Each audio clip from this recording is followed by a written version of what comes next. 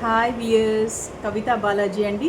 మీ ముందుకు నేను ఇంకొక టిప్ తోటి వచ్చేసాను. ఇది నిమ్మకాయ డొప్ప.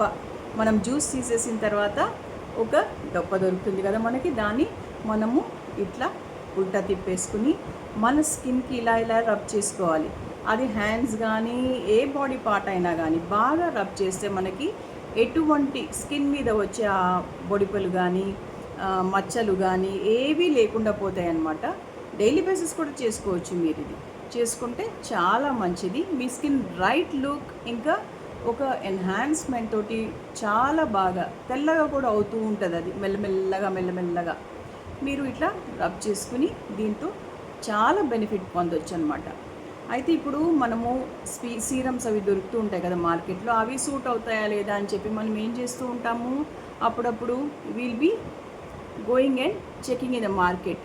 అయితే ఇంకొకటి ఏంటంటే, మనము ఈ నిమ్మకాయ తొక్కని ఇలా హెయిర్కి కూడా మనం అప్లై చేసుకోవచ్చు.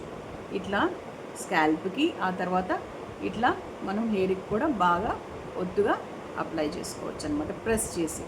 అప్పుడు మనకి ఒక లస్ట్రస్ హెయిర్, షైనీ హెయిర్ ఒకటి మనకి డెవలప్ అవుతూ ఉంటుంది.